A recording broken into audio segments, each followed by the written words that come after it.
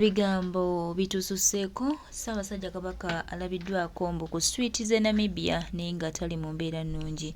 So ebibuuzo weebiri twebuuza kino kyajja kitya Kabaka waffe okutuuka mu eno embeera, lwaki ali mu mbeera bw'eti, lwaki kiri bwe kiti? Tulina ebibuuzo bingi baganda bange, weewaawo ansa ntono ate nga ne betusuubira otwanukula ansa bakyezifudde nti zaabwe titebajja kuddamu bannayuganda. Baganda bange mikwano gyange, bayinza okiraba ng'ekyokusaaga, bayinza okukalaba ng'akantu akatono, naye ffenno tukiraba ng'ekintu ekinene. Obulamu bwa Ssaabasajja Kabaka baba bututte nga bwe baagala, naye nga ffe tubutwalira ddala nti bw'amaanyi ate era bwa muwendo. Ssaabasajja Kabaka okutuuka mu eno embeera ne baba bamutwala e Namibia n'abeera mu eno embeera ey'okubanga takyategeerekeka, kituleetera ebibuuzo bingi, kituleetera obulumi bungi, naye tusaba Katonda ono amututangaalize, amutugumize, amutulongooseze, tulabe nga tutereeza byonna ebisobye. Era tulina okukkiriza nti Ssaabasajja Kabaka wa Buganda ajja kununulwa era buli kimu ky'akola na buli kimu kyonna kijja kubeera very fine, era tusuubira nti tujja kufuna Uganda ennungi. Ffe mu kukkiriza kwaffe mwe tutambulira era tulina okwagalwa n'okusuubira nti Ssaabasajja Kabaka wa Buganda nnyini ggulu nnyini nsi eno ajja kukomawo nga mulamu. Waawo bo abalabe baffe bayongera omukuba emisumaali egy'okumuggyawo, naye Mukama ono Katonda akuuma ajja mutukuumira. Tuli ku bulamu bwa Ssaabasajja Kabaka, tulina ebibuuzo bingi naye nga twebuuza lwaki biriwo bityo, lwaki ebibuuzo bijjawo bityo, lwaki bituleetera, lwaki ansa tetuzirina, era ansa zikyali za kubuusabuusa nti lwaki Ssaabasajja Kabaka ali bw'atyo. Naye tulina okukkiriza nti bwe tukwataganira wamu era ne tukozesa eddoboozi limu, ansi ezo zijja kwanukulwa. Baganda bange, mikwano gyange,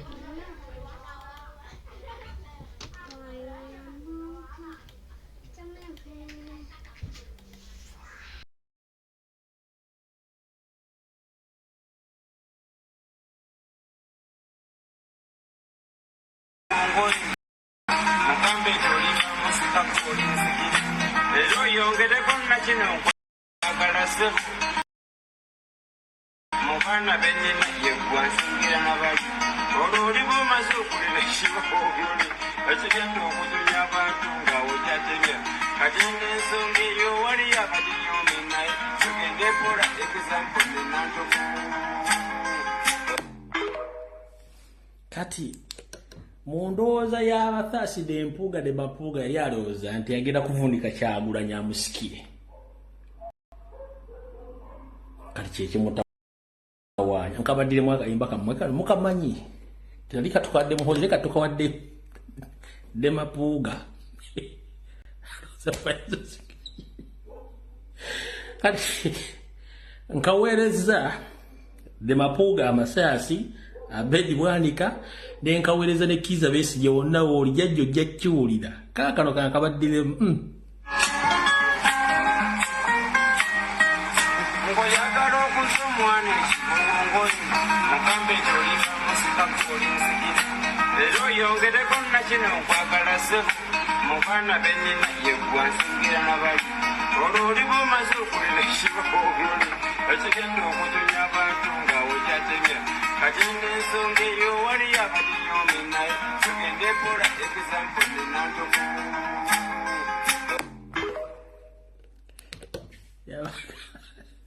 Yabagambye maama yabagambye ekizampa ayina ki? Ekizampa ayina ntoko. Kati bwabaga nti ekizampa ayina ntoko, laba ekibadde embaale asemanya nali management y'omugenzi mulwana kubanga olimba luyinza okundeetera obuzibu ku vidiyo yange, naye kino kyekibadde embaale. Kino kyekibadde embaale, ono ng'agenzeyo ng'alowooza agenda kubuzaabuza abantu. For corporate sijja teekamu kayimba kabaddemu, oyo abadde embaale ng'agenze okubuzaabuza ab'embaale. basanzeyo beebo oyo Kizza Besigye akayimba sijja kazanya olw'ensonga nti for corporate law sisobola kazanya kalimu akayimba k'omugenzi Mulwana so simanyi balina corporate ku luyimba lwe sisobola kukola kintu ekyo basobola okustrikinga video eno ku mitimbagano gyebegenzeeko oyo Besigye abadde agenze Mbale olwaleero kibamukoze enkoko ekikola bazzukulu baayo abantu bakoowu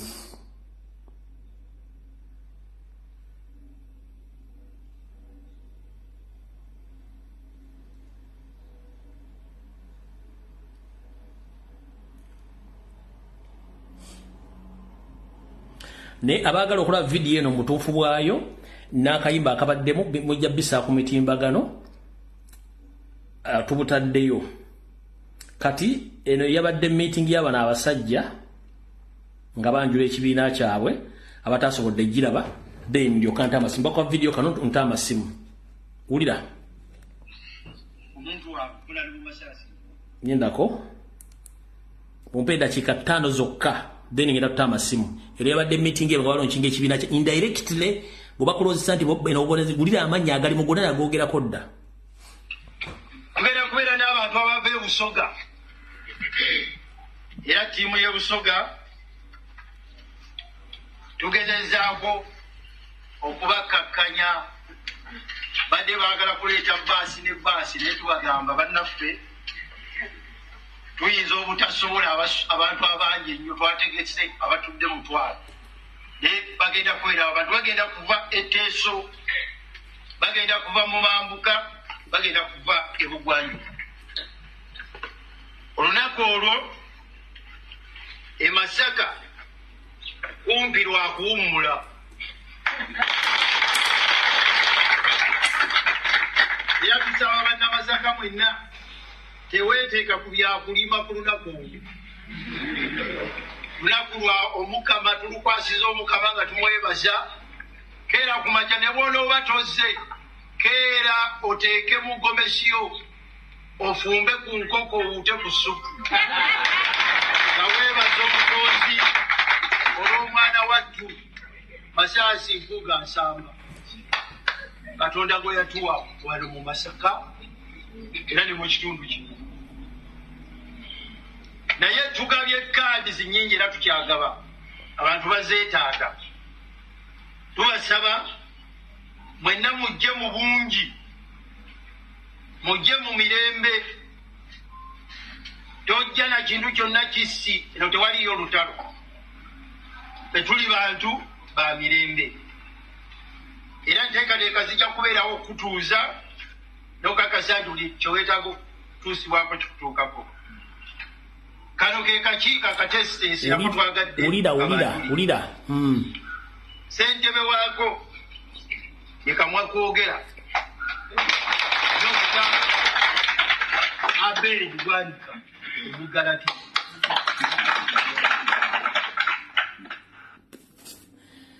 ssentebe waako omuteesiteesi omukulu ye Dr. Abedi Bwanika Kapale azinibwa Nika naye nga dokita owaki bwobanga oyogera otegeeza eggwanga abantu babuulira nga oli dokita waki dokita w'abakazi wa bisolo wa mbuzi wa nkoko ojjanjaba goonya ojjanjaba byennyanja next time Bwanika obanga owadressinga abantu ku title ya dokita obuuliranga eggwanga ojjanjaba bantu bisolo byennyanja goonya mbuzi misota tugenze maaso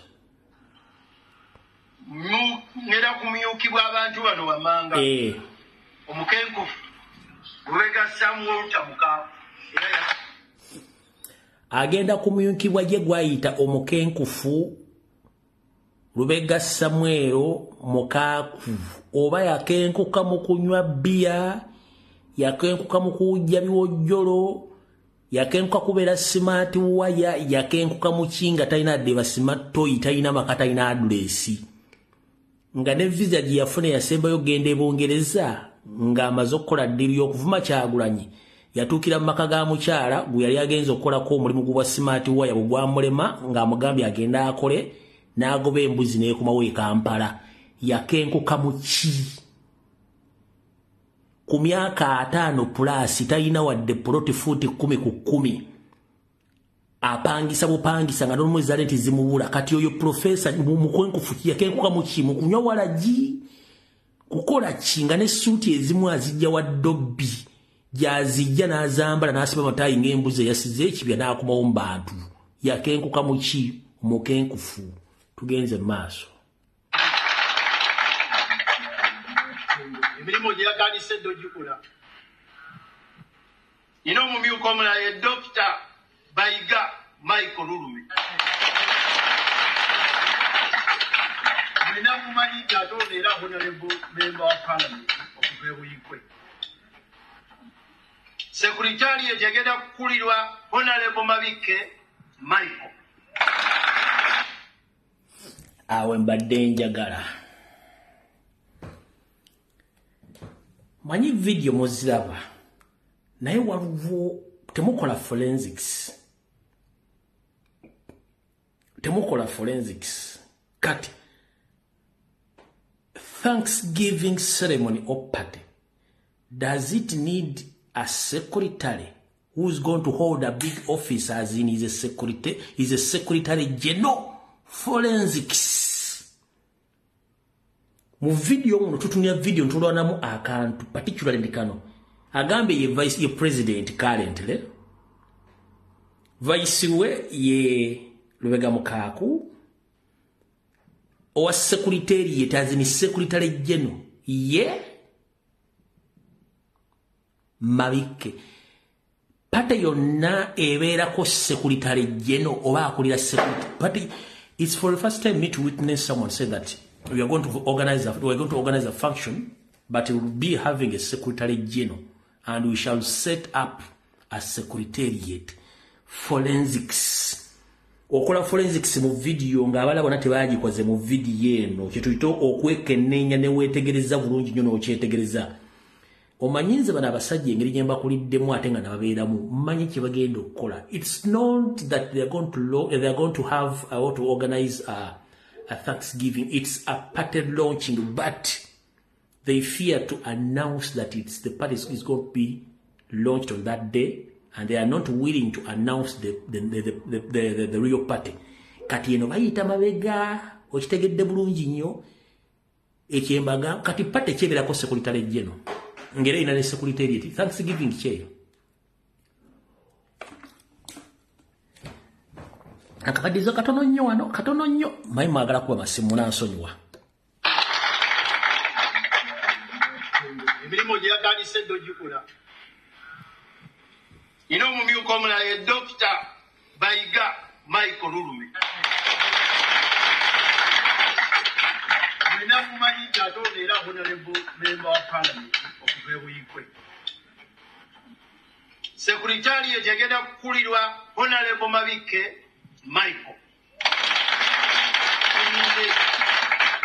era emirimu gyo yatandika dda ogikola wenjogerera kati yawubyeko olubu lw'ebigere e Tanzania okusisinkana bannayuganda abaliyo ku nsonga eno wetwogerera kati Michael Mabike secretary general yawubyeko olubu lw'ekigere ogenda e Tanzania okulaba bannayuganda bawangalire e Tanzania ku Thanksgiving ne mutuuka n'okusindika delegation nnambi ya secretary general agende ayogere bannayuganda abali e Tanzania. Brain is a monkey. Hey, tugenda maaso. Agenda kumyukibwa omukulu Kasirye Joseph Emmanuel nomumanyi obulungi. Tulina ekitongole kya finance and resource mobilization akikulira ye Honorable Juliet Kakandi Kikomera.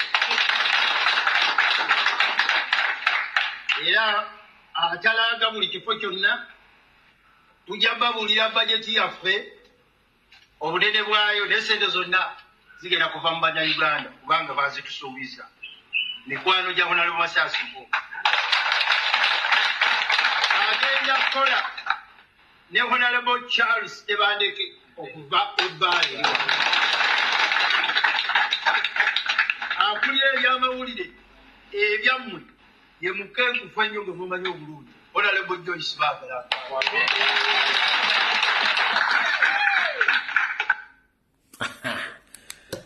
Mwolidde agenda okukulira ebyensawo n'okunoonya ensimbi yoli omukyala omuseegu abeera mu palamenti nga aweweta emito gy'abasajja Juliet Kakande yayogerera Kyagulanyi amafuukuule agenda okuba ng'akulira ekitongole ky'amawulire ye mukyala wa Mpuuga Joyce Bagabemmanga ogwo omulimu yagokoze ku CBS tava akabula kufunawo kitanda BS akola program after program njala kubuuza pate ki Thanksgiving yolotaddeko ng'eriko ssekamwa era ng'atambula radio ku radio okwogerera Thanksgiving era pate ki gyali owuliddeko nti balonkinga Thanksgiving party oba function ng'eriko agenda okumobilizinga ensimbi ekyo kyenjagadde musooke mutegeere okitegeera One mobilization ya musajja waffe wa field yennyini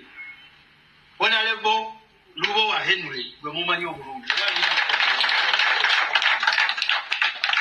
agenda kukola na bano bammanga agenda kukola n'oyo agenda okukunga abakyala ye Honorable Brenda Nabukenya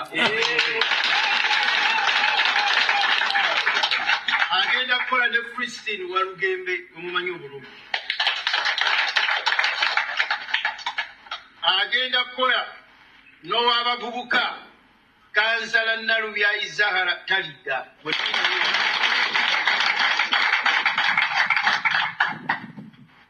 agenda kukola n'omwami Ssaabakristu ate mabegakaawo abadde deputy chairperson waffe wano wetubeeredde mu bigambo biri ebirala ye mukulu Robert Sempa tulirayo wano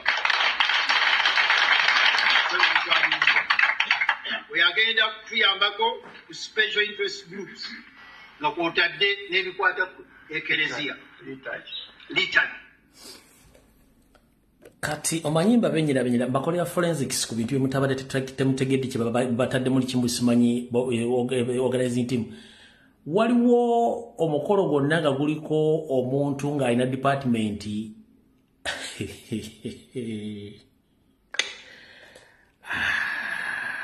sigenda kamalayo wabula nze ensingi balekedde kati kante eddakiika zino 3 ezisigaddeyo mbateera amasimu mugambe ebigambo tuve ku vidiyo kuno ensimu zibateeredde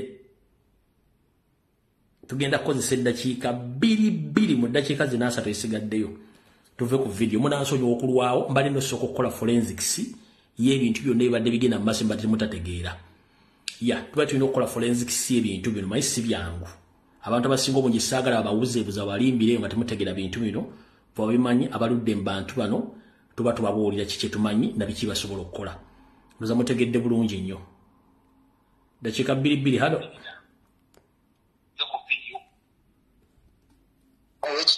gyebaleko sebo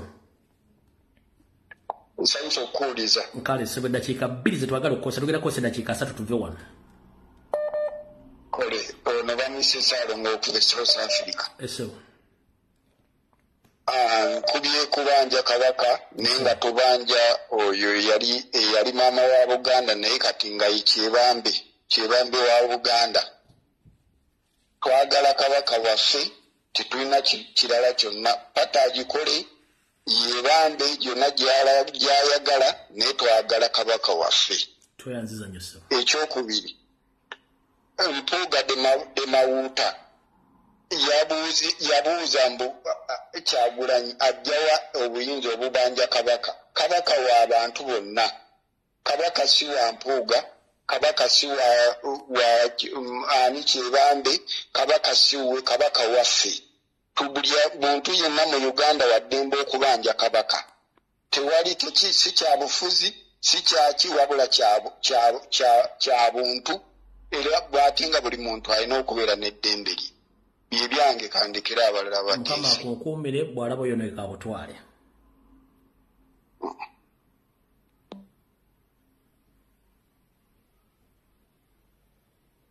Simon Zugule.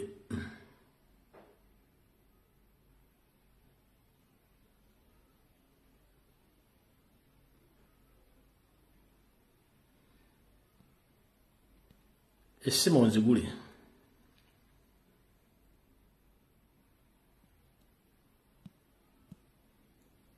Bakote.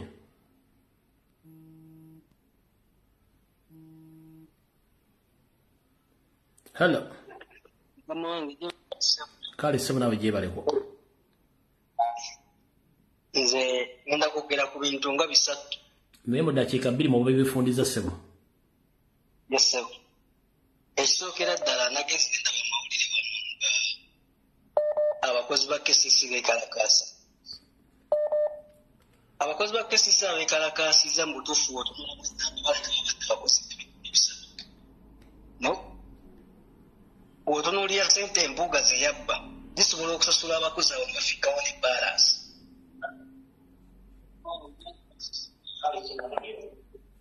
Hello. Seven sekuwulira.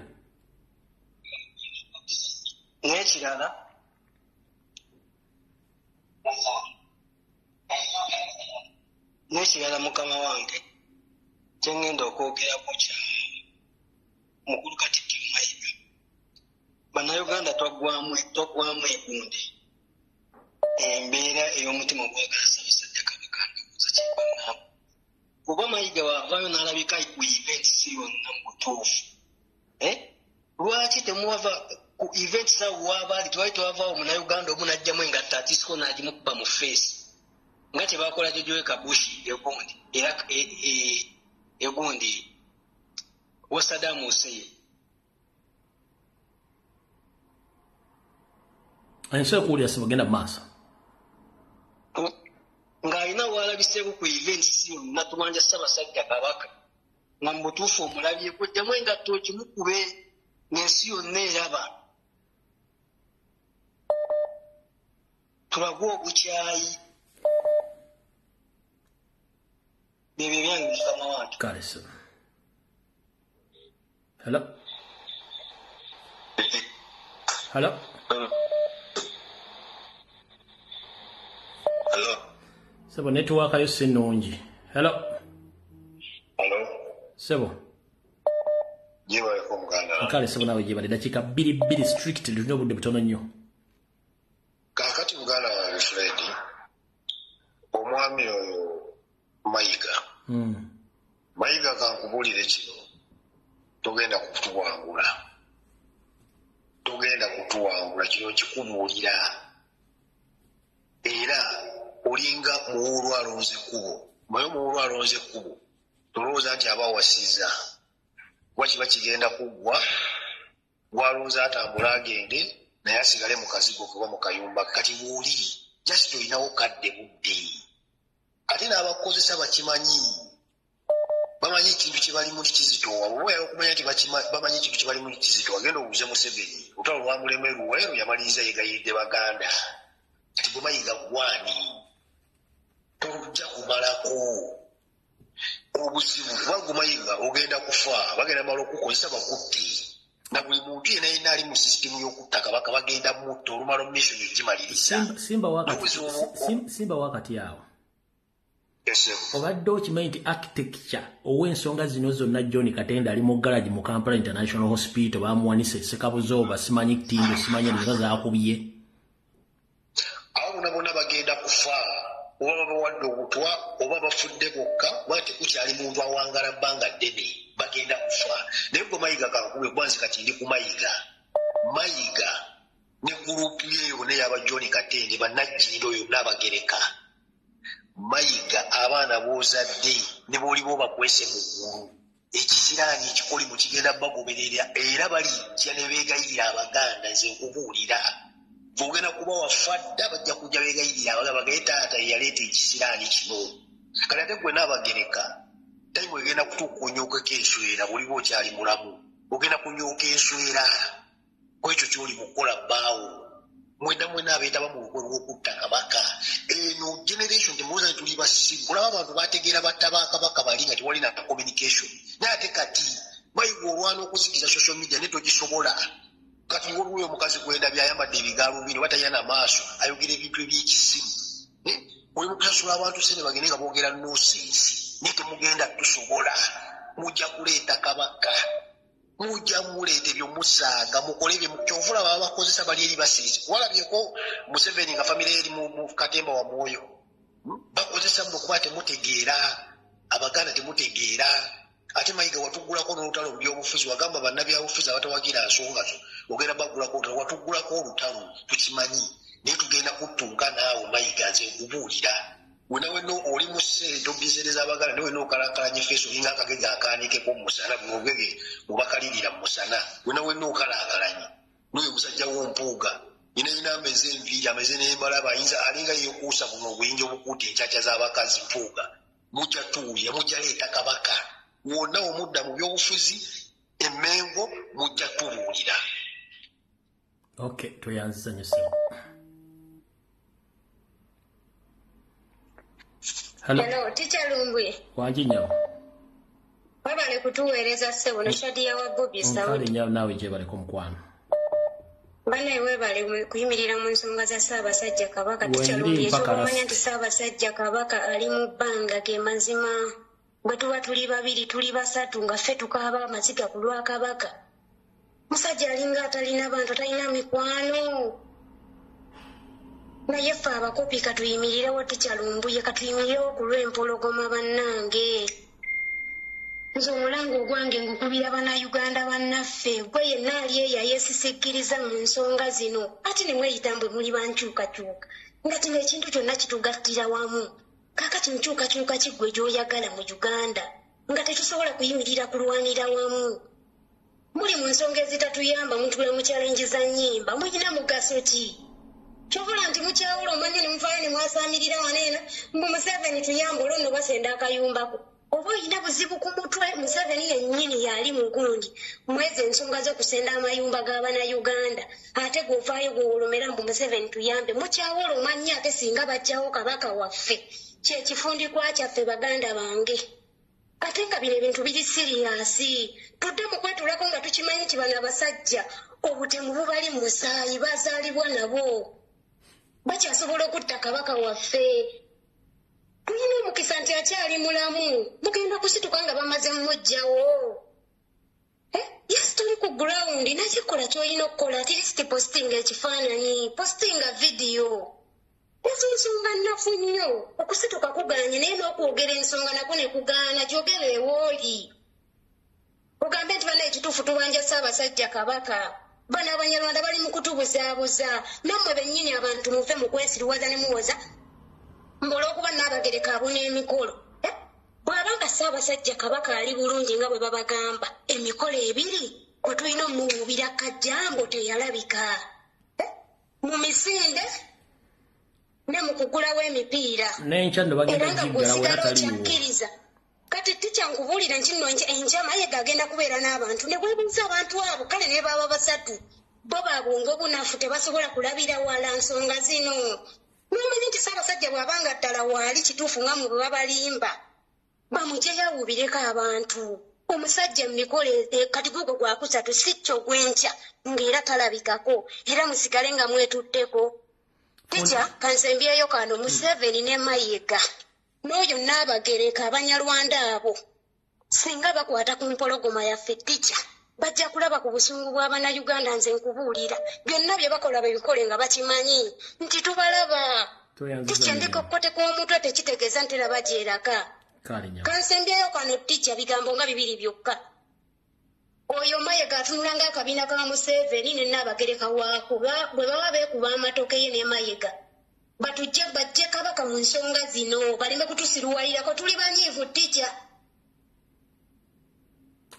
Teacher webale kuweereza muganda wange neyanziza kale byosembezaayo sibiwulidde tobiwulidde tewali buzibu nze ndi munyiivu Teacher byosembezaayo sibiwulidde Mukama akunkuumire amiina naawe hallo Oweekitiibwa Fred webale kuweereza ssebo kale maama naawe gyebaleko munnange kale ssebo webale nnyo okubanja Ssaabasajja tukusaba taata tossa mukono tozikiza kisobola munnange tuli mabegawo ffenna tufaayo nga bwe kyetaagisa okulaba ng'obulamu bwa Ssaabasajja buddawo enyamu Kaakati taata nze njagala kwogera ku musajja Kizza Besigye, omusajja Katikkiro Peter Mayiga, omusajja Mpuuga Mapuuga, omusajja Ssemujju Nganda. Baafa dda baabulako bubuzi ku ziiko b'emirambo gyabwe gyalemera kungulu. Bannayuganda baabuuka dda okuva 2020 Miliyoni yali yakuggyako President Museveni atakyali president wa ggwanga aliwo erigale. Abannayuganda kye bakoze Besigye bakikola dda omusajja Peter Mayiga nga yeetutte okugulawo emipiira gy'empaka gy'ebika bya Uganda n'enkya bagenda kimukola. Kaakati we baba nga bakoze ekintu ekifaanana bwe kityo, lwaki oba okyawalirira okwebanga weyongerayo okwewa obuyinza Katonda bw'ataakuwa? Obuyinza Katonda abugabira oyo gw'aba ayagadde. Kye bakoze omusajja Besigye Embaale bajja kikola ne Bwanika n'Empuuga Mapuuga e Masaka, kubanga bye batugamba nti ekkanisa eri nayo, ekkanisa eriwo okusumba bantu ba Katonda, bannabyabufuzi aba ssente z'eggwanga, ng'ate nabo batambula bakimanyi nti emitima gyabwe mibbi ate mitemu. Kale nyabo toyanzanya omuntu akuwadde obuvunaanyizibwa n'akugamba nti nze nsinga okukwagala okusinga abo abakuwabya n'olemerako n'ofuuka kiwagi, abo be bagenda mu Geyeena, kubanga olwedde kati bali mu Geyeena, muliro gwe gubookya. Mayiga ali mu Geyeena, Mpuuga ali mu Geyeena, Ssemujju Nganda njagala okumugamba ekigambo kino. Omusajja oyo mubi nga gye nkomeza. Wano we tuli twabeera ne mwannyina n'alwala ebbanga lya mwaka mulamba, owulidde ng'omusajja oyo honorable n'agaana